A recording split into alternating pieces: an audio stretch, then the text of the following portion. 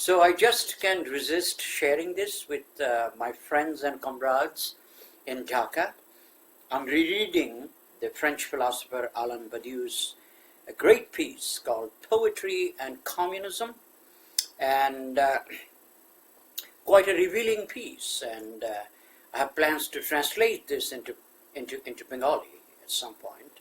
And let me read some lines from this piece. I quote Badiou here, and Badiou's my comrade as well.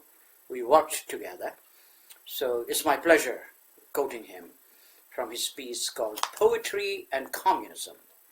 In the last century, some truly great poets in almost all languages on earth have been communists. In an explicit or formal way, for example, the following poets were committed to communism: in Turkey, Nazim Hikmet; in Chile, Pablo Neruda; in Spain, Rafael Alberti; in Italy, Eduardo Sanguinetti; in Greece, Ioannis Christos; in China, I. King; in Palestine, Mahmoud Darwish; in Peru, Cesar Vallejo; in Palestine, already mentioned Mahmoud Darwish; and in Germany, the shining example is above all Bertolt Brecht, but we could cite a very large number of other names in other languages throughout the world. And of course, I myself will add to this list Qazi Nazrul Islam and Roque Dalton from El Salvador, Otto Rene Castillo from Guatemala, Julia de Burgos from Puerto Rico. So let me quote Badiou again.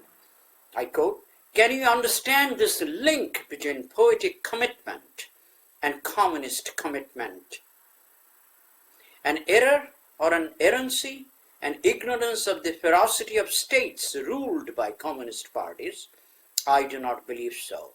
I wish to argue, on the contrary, that there exists an essential link between poetry and communism if we understand communism closely in its primary sense, the concern for what is common to all.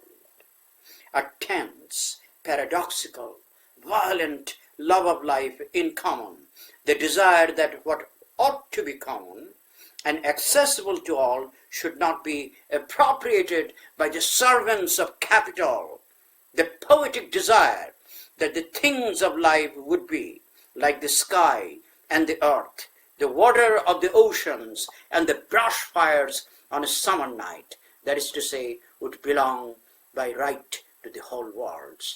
Poets are communist for a primary reason, which is absolutely essential. Their domain is language, most often their native tongue. Now, language is what is given to all from birth as an absolutely common good. Poets are those who try to make language say what seems incapable of saying. Poets are those who seek to create in language new names to name that which before the poem has no name. And it is essential for poetry that these inventions, these creations which are internal to language, have the same destiny as the mother tongue itself, for them to be given to all without exception. The poem is a gift of the poet to language. But this gift, like language itself, is destined to the common, that is, to this anonymous point where what matters is not just one person in particular, but all